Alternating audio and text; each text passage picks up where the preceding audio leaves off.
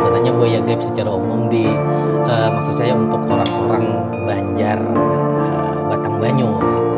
Memang orang kita Banjar ini identik dengan hal-hal yang gaib.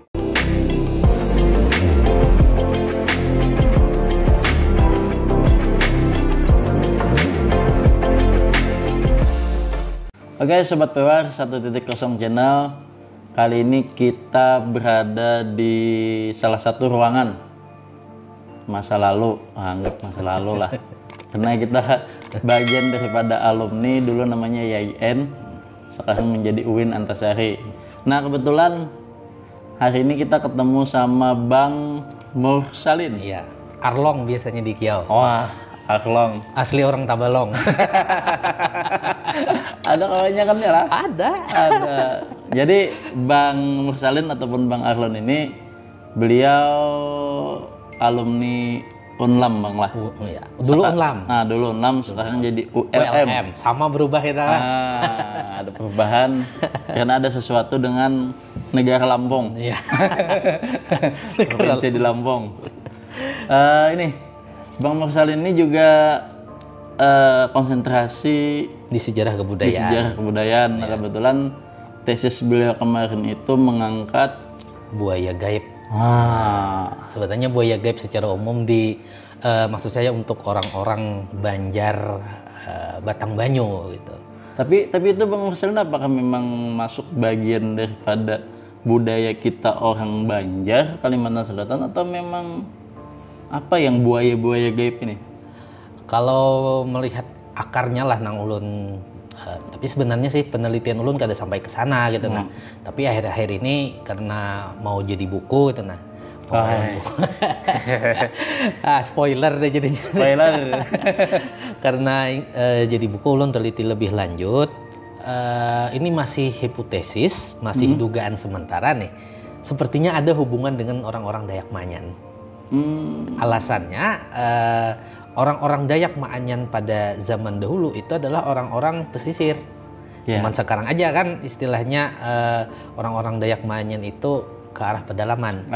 Mungkin tahu juga kan orang-orang Dayak Manyan katanya dulu pernah sampai ke Madagaskar katanya. Dan gen-gen orang di Madagaskar itu juga sebagian gen Dayak katanya. Nah, saya rasa itu menunjukkan bahwasanya orang Dayak Manyan itu adalah orang pesisir, ya setidaknya pesisir lah. Yang kedua sebutan Dato Kartamina. Nah ini menarik nih. Kartamina dan Dato siapa? Dato satunya? Abi. Dato Abi. Kalau Dato Abi sepertinya ini lebih setelah Islam masuk nih, lebih kontemporer. Tapi yang lebih tua kalau saya lihat di dalam mitosnya itu adalah Dato Kartamina. Sebutan Dato Kartamina ini sepertinya ini masih belum pasti loh ya. Masih belum apa istilahnya? Masih belum fix, tidak bersalah dalam bahasa hukum. Apa statusnya nih masih Bang? Masih hipotesis, masih dugaan. Sebutan Dato Kartamina ini sangat-sangat dekat dengan peristilahan-peristilahan dalam bahasa Manyan. Itu dugaan sementara. Jadi hipotesa ulun ini mengatakan bahwa buaya gaib ini akarnya ini dari Dayak Manyan. Gitu. Tapi menarik tadi, memang Dato Kartamina itu kita belum sampai ke daerah sana, cuman katanya memang ada makamnya atau? Oke, kalau Dato Abi, ulun pernah ke makamnya. Katanya itu sih sebenarnya bukan makam tapi tempat moksa. Kalau istilah Jawa kan moksa, menghilang kan? Menghilangnya lah. Iya. Tapi berdasarkan sumber wawancara yang ulun dapatkan atau keturunan dari Dato Abi itu menyebutkan bahwa makam Dato Kartamina tuh ya di sekitar Masjid Pusaka Benua Lawas. Masih masuk keluar? Iya masih masuk keluar di daerah Benua Lawas. Nah kan dulunya Masjid Benua Lawas ini kalau menurut guru saya itu adalah tanah semacam bekas apa sih namanya, bekas tempat peribadatan orang Dayak Manyan dulu. Nah setelah Islam masuk baru mereka terjadi perubahan. Mereka eksodus ke daerah pedalaman. Tapi sampai sekarang tanah itu masih menjadi sebagai lambang apa sih namanya, lambang persaudaraan antara orang Banjar Batang Banyu dengan orang-orang Dayak Manyan gitu. Katanya makamnya Datuk Kartamina di sekitar situ tapi tanpa nisan. Nah, setidaknya walaupun itu tidak empirik atau apa ya istilahnya, tidak benar, bukan detail. tidak ada secara fisik maksudnya, bukan tidak benar ya, tidak ada bukti secara fisik, namun setidaknya itu bisa menjadi kalau istilah kami di sejarah mentifak atau fakta sosial. Setidaknya Datuk Kartamina itu posisinya dulu sering ada di situ, seperti itu. Itu tafsiran saya. Tapi itu memang bukan makam. Sepertinya bukan makam. Sepertinya bukan makam. Kita perlu teliti lebih lanjut terkait dengan makam Datuk Kartamina. Ya, memang orang kita Banjar ini identik dengan hal-hal yang gaib. Apakah memang dari zaman dulu itu memang mereka apa sih sebenarnya jaka bahasa kita orang Banjar itu begaduhan buaya itu. Iya. Itu untuk apa itu? Apakah memang Bang Mursalin itu ada arah ke sana waktu tesis kemarin ada. atau? Insya Allah ada. Jadi gini Bang, waktu ulun penggalian data, mengapa orang-orang Kalua khususnya lah, ulun karena mungkin bahasan kita ini mungkin Kalua dulu lah. Iya, tapi memang untuk buaya-buaya gaib itu memang banyak arahnya ke Kalua itu. Tapi sebenarnya di Banjar ada, di daerah pegunungan untuk orang-orang Dayak Lawangan juga sebenarnya ada gitu. Tapi ini Kalua ya. Identiknya karena orang Arlong tadi kan asli Tabalong berdiam di Kalua. Jadi ini Bang, kenapa orang begaduhan buaya? Kita melihat dari mobilitas orang Kalua itu sendiri. Kita tahu kan orang-orang pedagang sungai untuk Banjar itu adalah orang-orang pesisir, orang Nagara, orang Alabiu, orang Kelua. Ketiga orang yang berasal dari daerah itu kan kita kenal sebagai orang pedagang nih. Kan? Nah, orang Kalua ini mengapa mereka begaduhan buaya? Karena buaya ini fungsinya untuk melindungi mereka ketika mereka berkapal, berkalutok di sungai menuju daerah tempat-tempat dagang. Biasanya kan orang-orang Kalua, khususnya Kalua lah, itu berdagang ke Banjar, ke Jambi, nah sampai ke daerah Malaysia. Kan jejaring orang Kalua ini luas. Sampai-sampai di Malaysia, di Terengganu itu banyak komunitas-komunitas orang Kalua di situ. Tapi katanya di Afrika juga ada lah. Nah, berdasarkan hasil kalau Madagaskar tadi mungkin kita Kadakawa menyebut itu sebagai Kalua, tapi mungkin itu adalah gen dari Dayak Manyan. Itu saya masih mencari fakta yang istilahnya yang benar-benar apa istilahnya benar-benar fix gitu. Kadakawa kita pastikan dulu.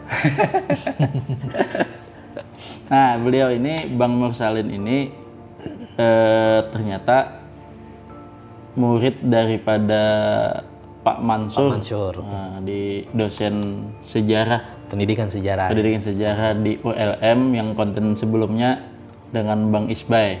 Jadi Bang Mursalin, itu kan memang ya tadi orang-orang kita dulu tuh seperti yang dikatakan Bang Mursalin memang untuk karena wilayah di pesisir itu banyak perdagangan lewat sungai untuk keselamatan tadi kan.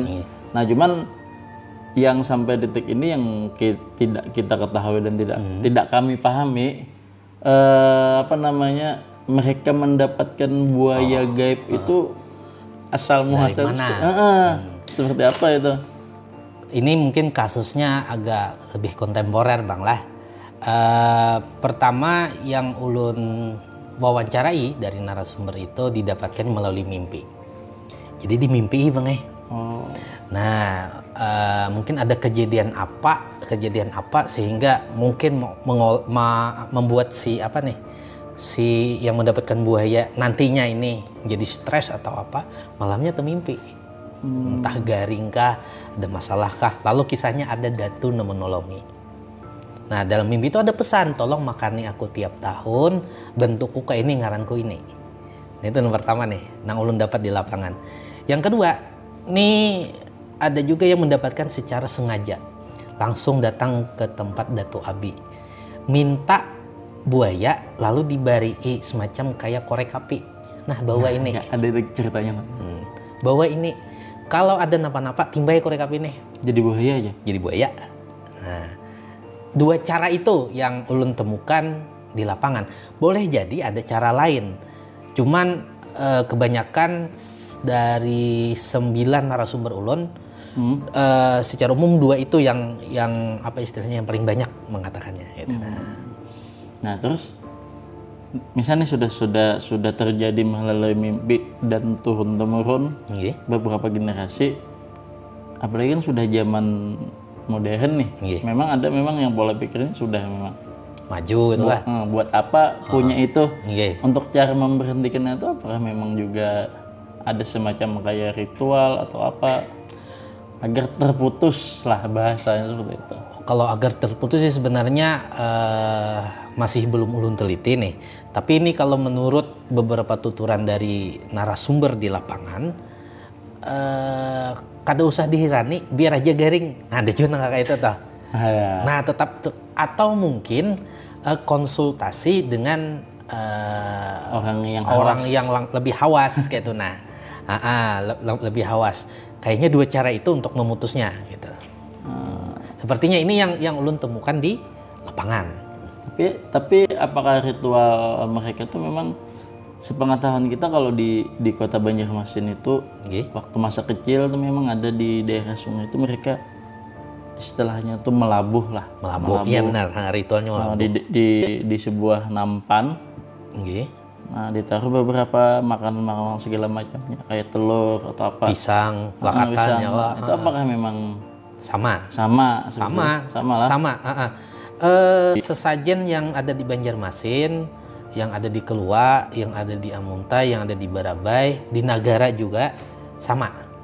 Rata-rata sama. Semuanya itu ada unsur lakatan, ada unsur hintalu, ada unsur pisang, dan lain sebagainya. Sisanya mungkin itu tambahan. Sebagai tambahan aja. Kopi pahit, kopi manis. Nah, tapi memang tadi apa namanya buaya itu kan gaib tuh. Gaib banget. Gaib. Tapi memang apakah ketika misal nih yang punya buaya itu tadi dalam bahaya misalkan, apakah pertolongan bentuknya itu memang secara nyata atau memang secara gaib pula? Nah ini menarik bang. Ini kalau ulun boleh berkisah lah, ini paman ulun nih. Ini paman ulun, ini pakai bahasa Banjar aja lah. Ya. Karena mungkin kalau berkisah ini lebih nyaman pakai bahasa Banjar. Kalau bahasa Indonesia kadang dapat feel-nya. Gitu. Tapi nanti ntar ada translate-nya buat kawan-kawan yang memang nggak ngerti bahasa Banjar. Kan?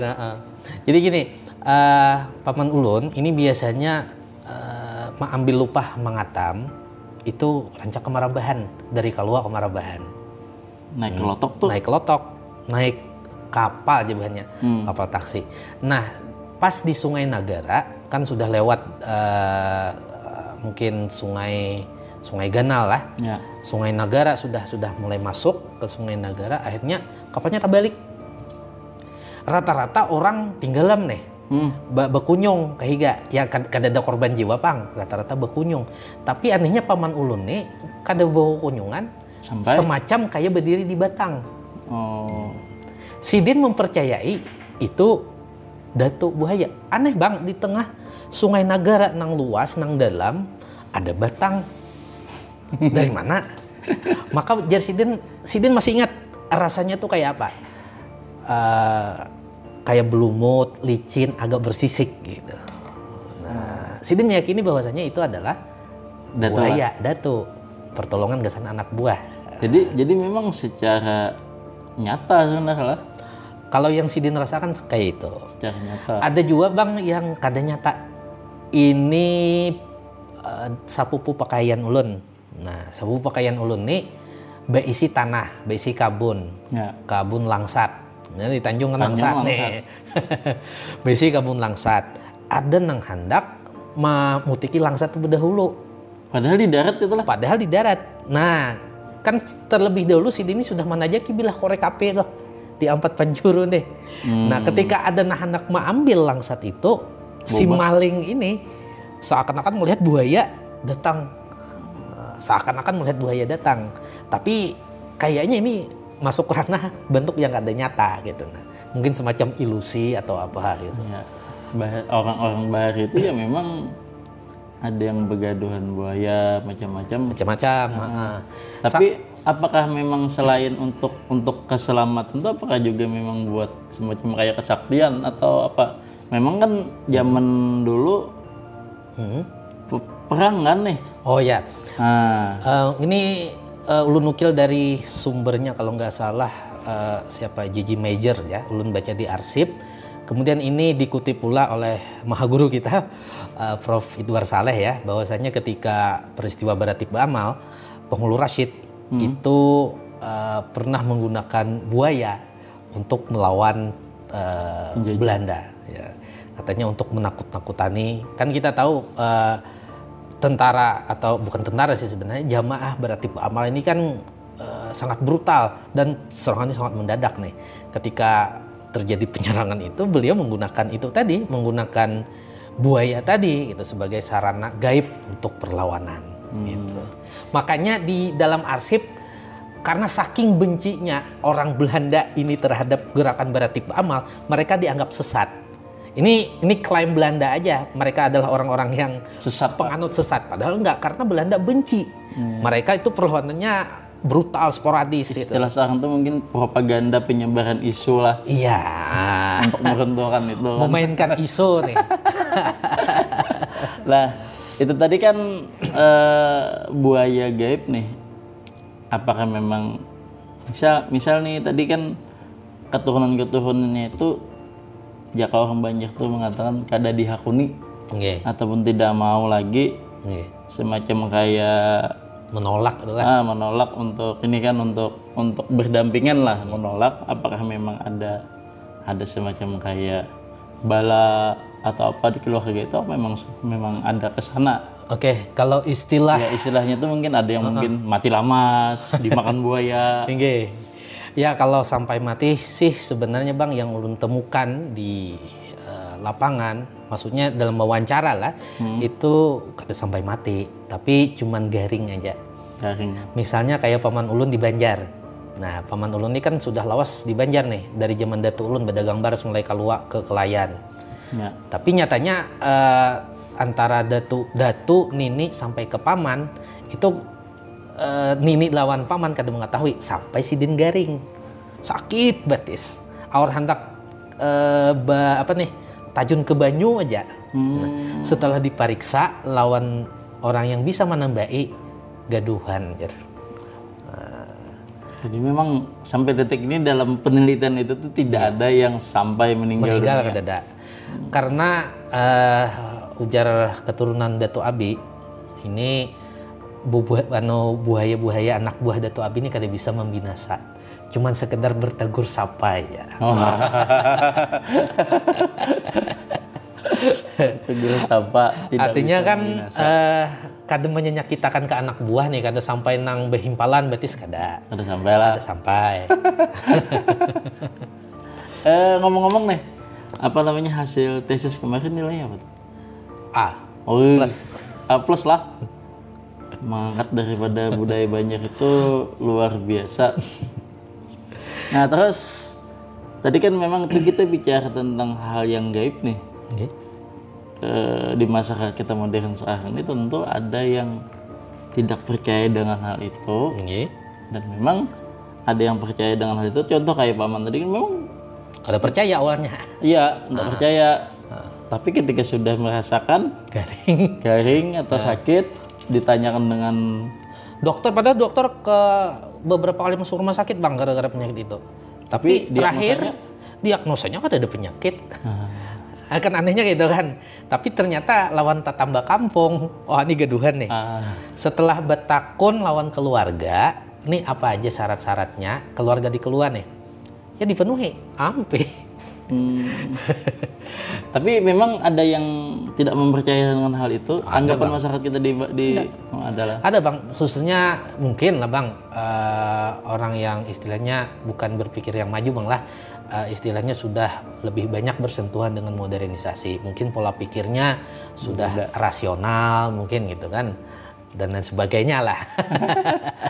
Nah menarik itu, paman tadi kan setelah mengetahui bahwa ada gaduhan, terus ritual apa saja yang syarat-syarat untuk dipenuhi agar penyakitnya itu hilang. Hilang. Semalam karena ulun kada menghadapi, tidak melihat secara langsung ritualnya, mendengar cerita dari sepupu aja.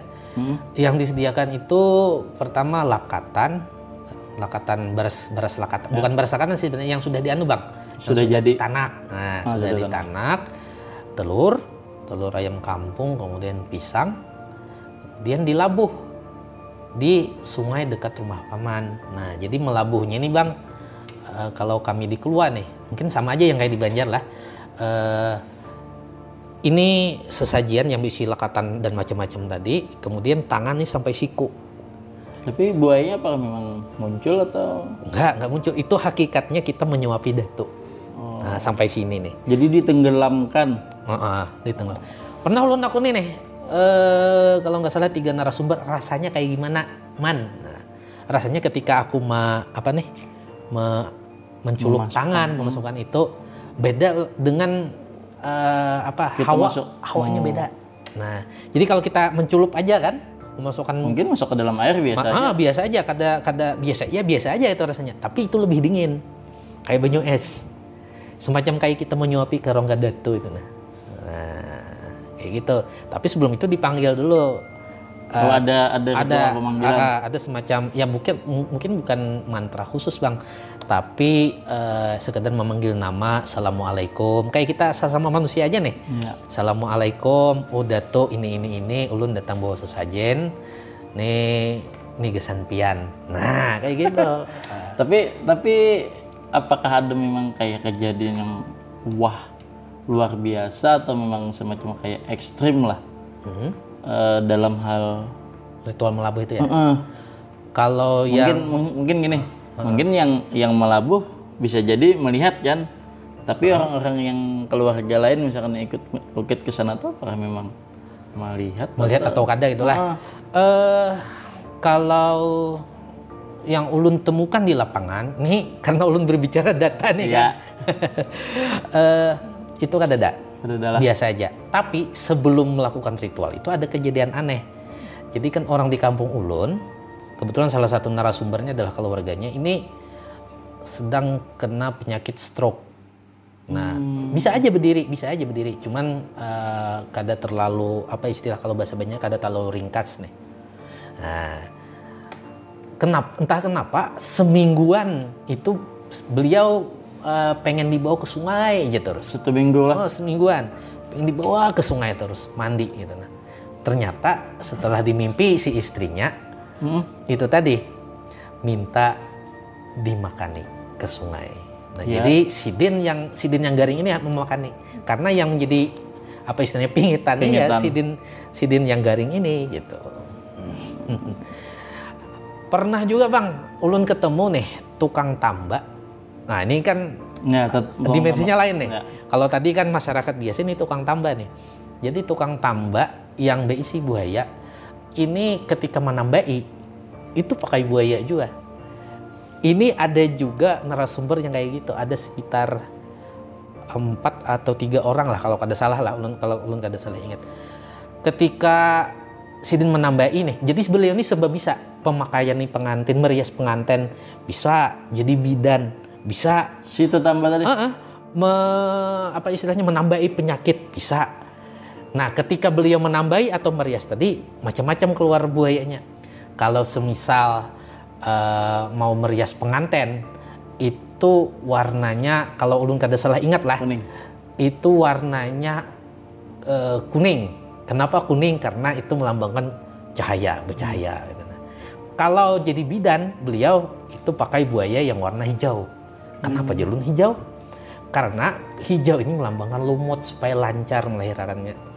Hakikat lah. Hakikat. Kalau untuk perlindungan itu hirang, karena hirang diganal.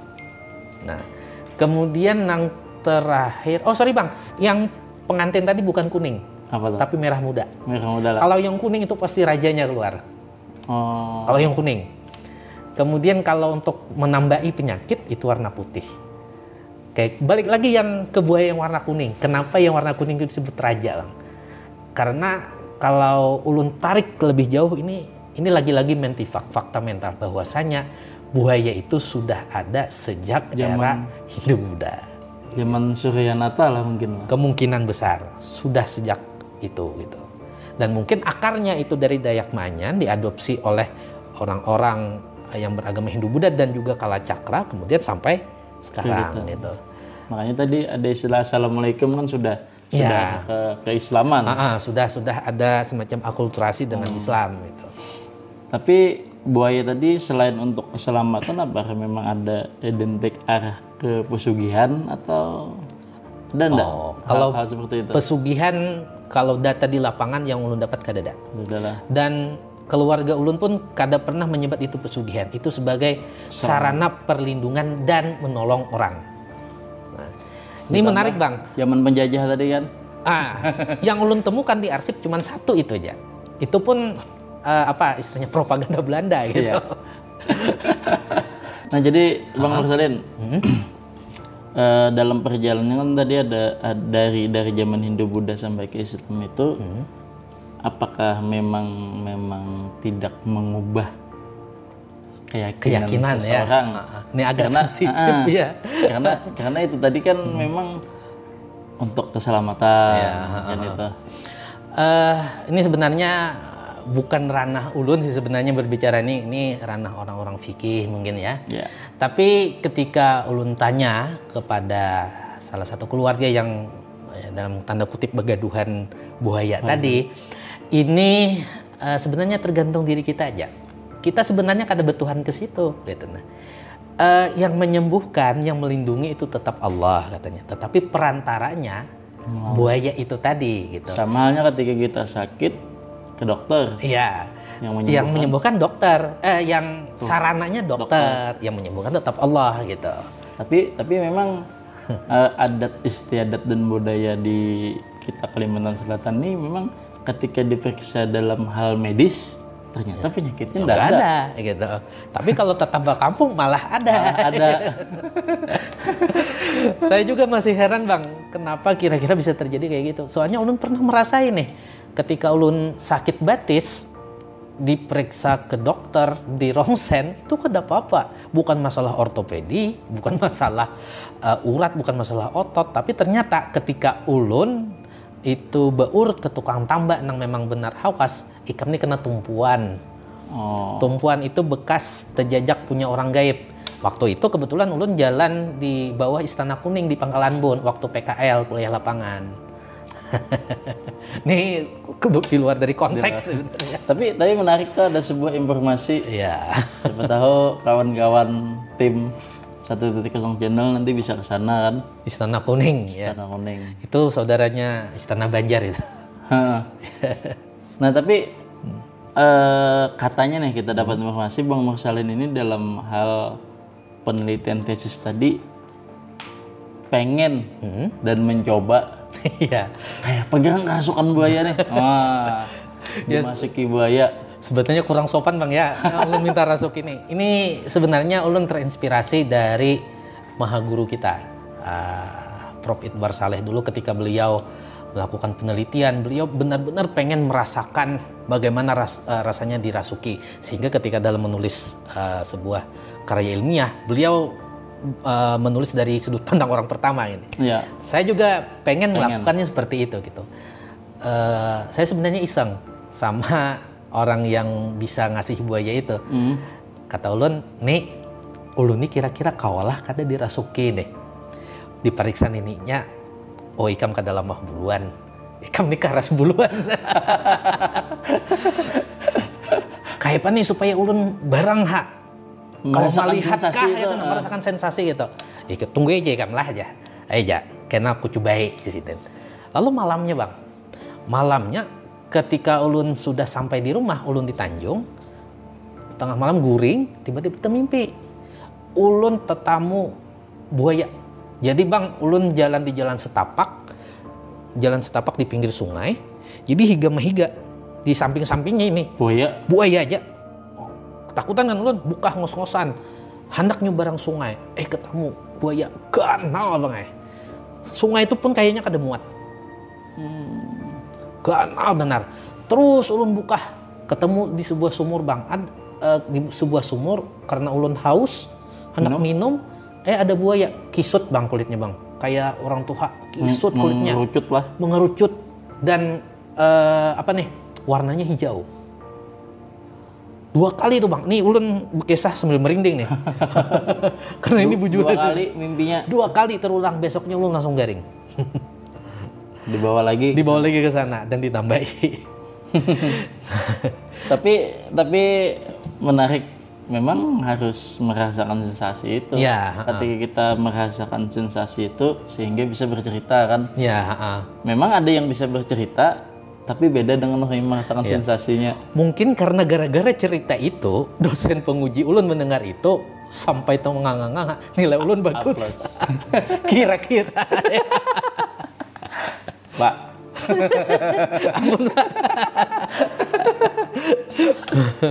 tapi Bang Mursalin, di dalam tesis Bang Mursalin ini apakah memang ada menemukan semacam kayak simbol atau apa dalam orang yang beilmuan buaya tadi itu? Ada. Pertama yang ulun lihat di makam Dato Abi. Ketika ulun wawancara di bukan makam sih sebenarnya, kubah ya. Nah, tempat moksanya itu ada payung, ada kain kuning, ada guci, ada nisan. Nah, setelah ulun tanya-tanya,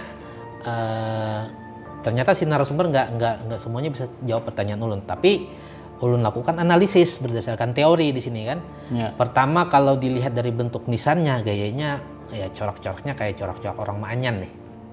Nah, kemudian jadi itu salah satu menguatkan apa yang ulun lihat nih. Kemudian yang kedua, penggunaan kain kuning ya. Mungkin sudah lumrah ya kalau kain kuning ini. Orang Banjar ya lah. Kalau kain kuning berarti bakaramat.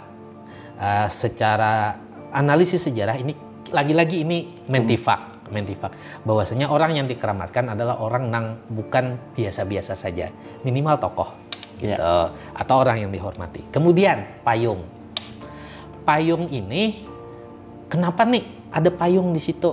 Kada sidin jawab, tetapi ini dijawab oleh tukang tambak. Apabila berkain kuning, berpayung itu raja di atas kepala nisannya ini, itu berarti rajanya. Mungkin itu adalah Dato Abinya gitu.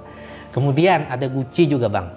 Jadi ada kisah dari keluarga ulun ini, hendak benar membuang buaya ini tadi. Jadi buaya ini hendak dibuang sidin ke sungai, brak tiba-tiba jadi guci, dipacahi sidin, bebulik jadi ke rumah. Pokoknya guci itu harus diisi beras. Bila kada diisi beras garing. Hendak dibuang lagi guci itu tak pecah. Datang lagi guci kan. Kenapa simbolnya guci? Karena guci ini dulu barang mewah.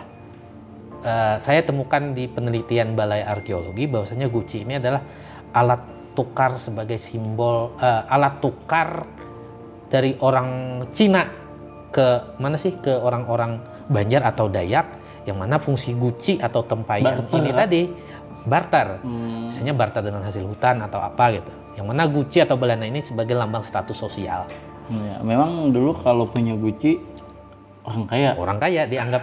Makanya kan orang-orang Dayak Maanyan sebagian menyimpan mungkin abu atau apa gitu.